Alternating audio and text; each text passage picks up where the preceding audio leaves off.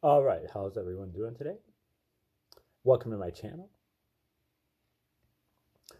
We do educational videos, and we emphasize great theories of everything, ancient and modern, um, things that you can hang your hat on, that can provide you with answers to questions in every field, and hopefully for you to be able to use them in your own life. And generally obscure people who spent their whole life working on something, or a great portion of their life working on something, probably didn't get recognized, certainly not to the degree that I think that they should have. And so I'm trying to make sure that they don't fall on the scrap heap of history. And today is our 91st video that we've done on the book called Mastering the Core Teachings of the Buddha from Daniel Ingram. And I actually don't know how popular this book is, but I can't imagine that it appeals to too many people unless you're pretty serious about it. And we are going over his life here, his autobiographical section. And he is at a retreat right here where he's feeling very much stuck because he doesn't quite know where he's at in terms of how many times around the cycle he's gone to get toward enlightenment. It's kind of like a video game. You have different boards that you have to master, and then you go to the next one, and he isn't quite sure which one he's on. And he is getting the advice from a woman named Christina Feldman. And that's where we are going to start up here.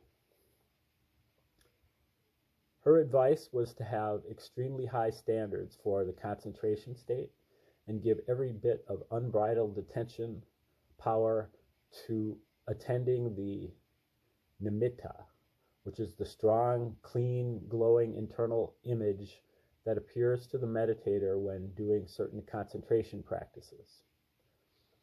More than that, the force with which she delivered her advice was itself a teaching, as I got to witness a true living concentration master speak with a stunning amount of personal strength and conviction about a topic I could tell she cared about with immense feeling and new cold. That intense mode of communication was even more powerful than what she said, as it palpably and unambiguously conveyed a spirit of what totally galvanized effort to attain unremittingly powerful concentration can do. I'm extremely grateful that I got to witness Christina Feldman in full power mode, and equally as grateful for the teachings she gave me that day. My sincere apologies to her for being a presumptuous and disrespectful pain in the ass. I followed her pithy instruction, spirit, and living example as best I could, visualizing colors without using any kasana object, but just amplifying and following the colors on the insides of my eyelids until they began to brighten, glow, and coalesce into something more coherent. On that retreat, I eventually managed to fill the whole space I was sitting in with the color white while my eyes were closed, until that white pervaded everything and my body disappeared. After many failed attempts, I also finally jumped out of body from a seated position, something I hadn't done before, but I was only able to stay out there for a very few intense and chaotic seconds before snapping back in. I also began to hear strange things, in particular a conversation between two women in the living room with the TV on. Not particularly fascinating as a conversation, but interesting as an experience. Those initial brief successes, the hard-won and remarkable advice I received from Christina, and the emphases on the jhanas by Bhante Ganapatana would form the foundation for part of what happened in the second part of my next major retreat, that being the 17-day period year-end winter retreat in 2001 at Bhavana Society. I think that's the one in West Virginia. Okay, this is chapter 58. And it is called Introduction to the Powers. I wish to interrupt my narrative about my own practice to finally talk about the powers, siddhis in Pali, siddhis in Sanskrit. Iddhis in Pali, siddhis in Sanskrit. For many people, the powers are a strange topic, one that may benefit from a discussion of theory before I get into specifics, particularly my own specifics. The texts list all kinds of special experiences and abilities that may be cultivated using the fourth jhana and lower and higher jhanas as a base. And these experiences occur today.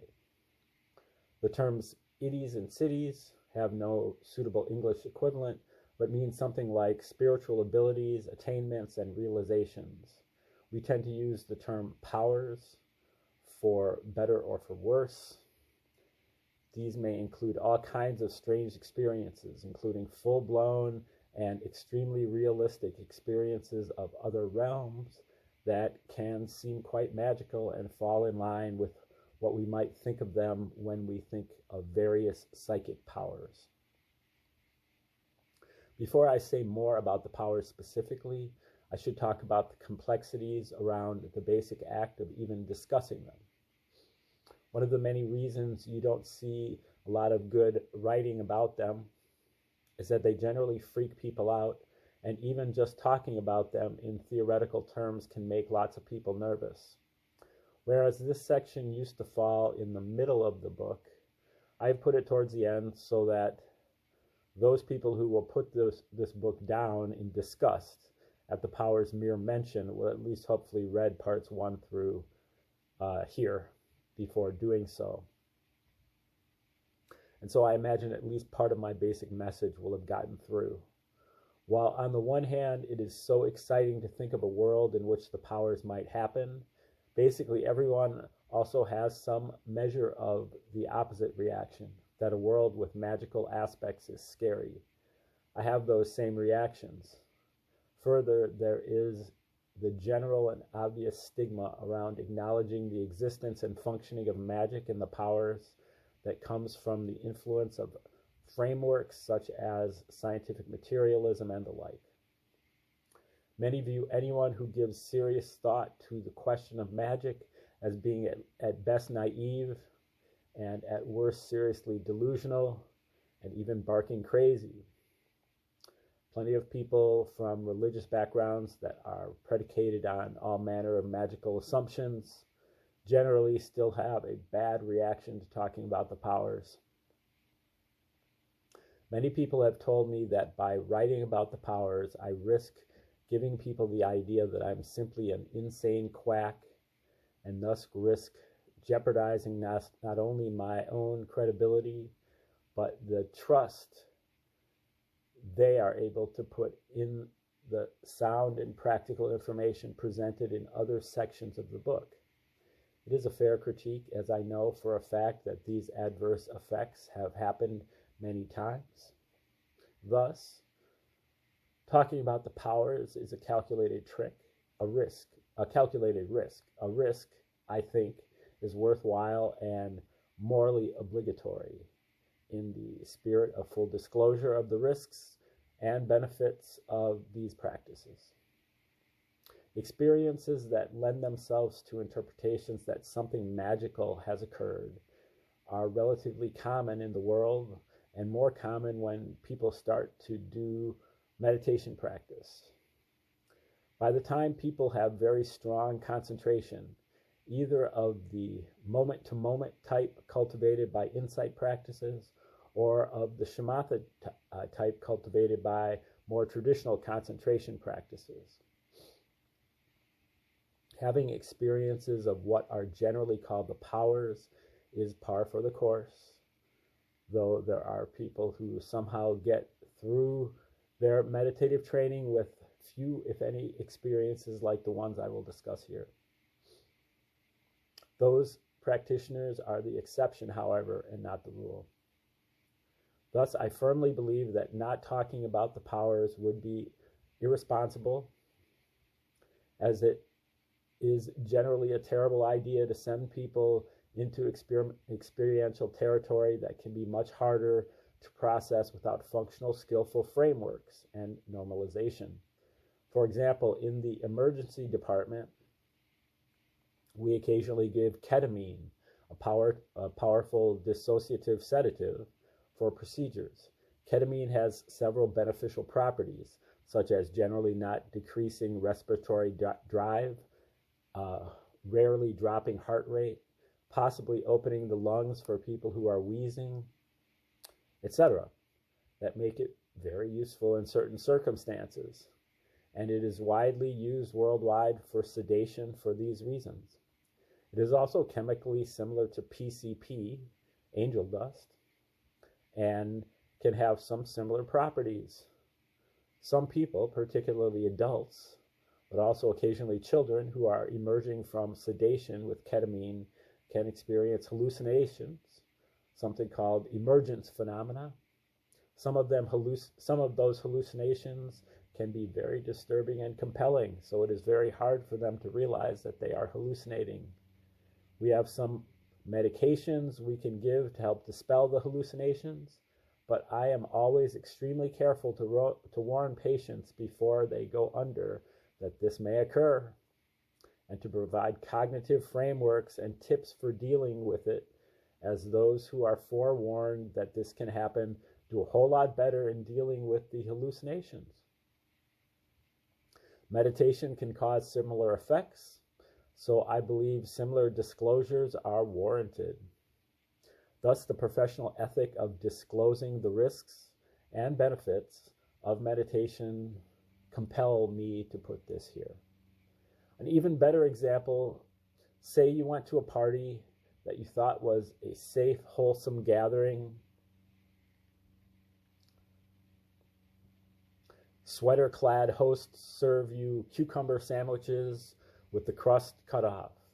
Enya plays gently in the background. 3 varieties of organic hummus are spread out with gluten-free chips.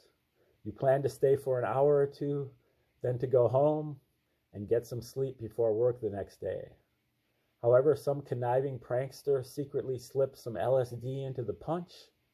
Let's say you have never ingested any hallucinogens and have no theoretical knowledge of how to handle them. You drink the punch, 30 minutes later are tripping your ass off and have no idea what the hell is going on.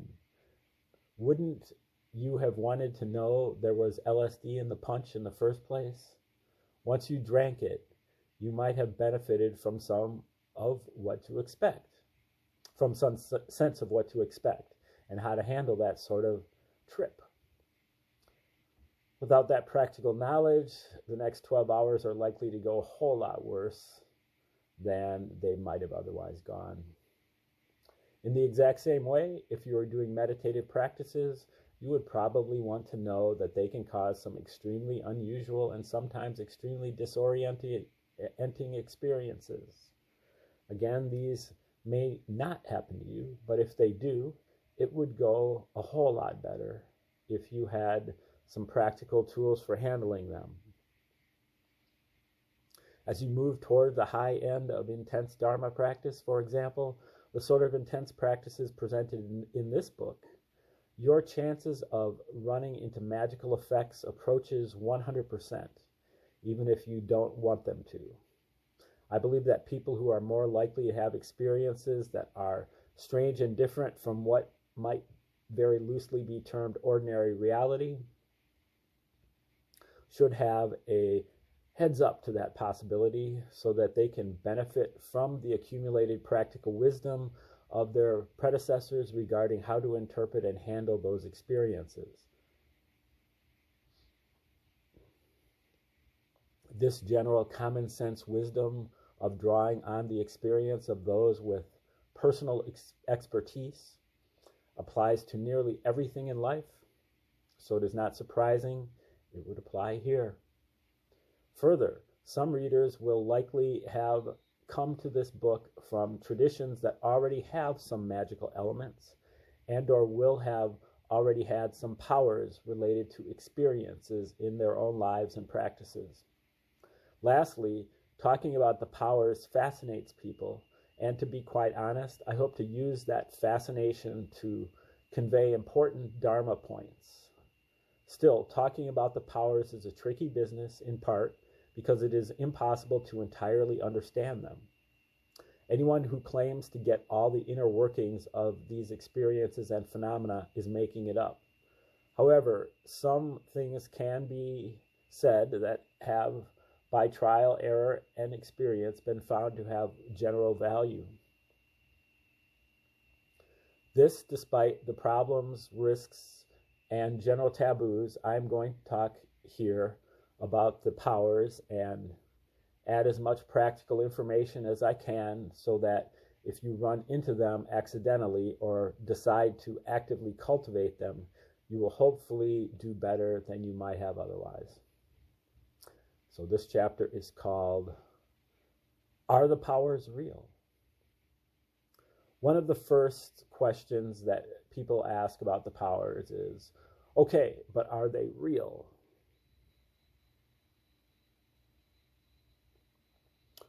Whether these experiences are real is a question that I am happy to avoid in the sense of some final and definitive ontology. More generally, the question depends on how you arbitrarily define real. Plenty of these experiences can be so extremely vivid that they can seem more real than much of the rest of the world, the real world, so-called, in quotes.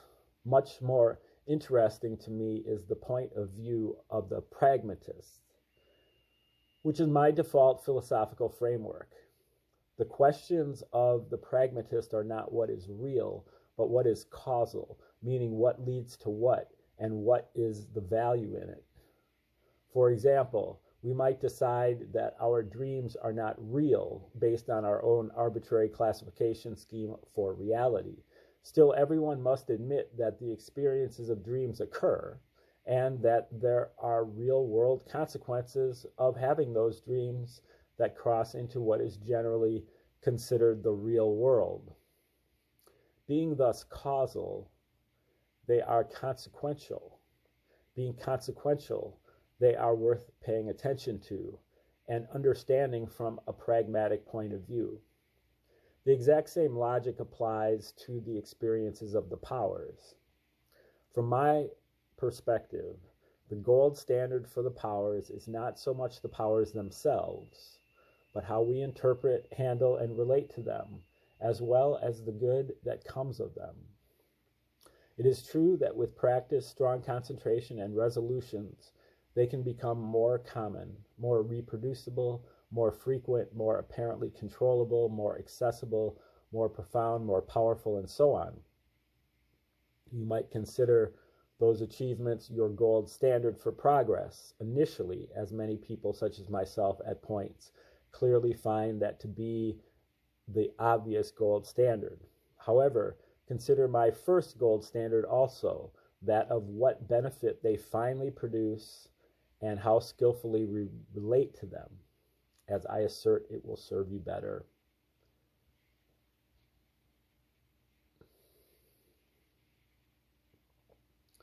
The experiences are the experiences, and how we interpret them is something else. Besides real or not real are only some of the many options we have for how we frame and interpret those experiences, which brings me to the next section. Next chapter, which is called Paradigm Fluency. I appear to be paused.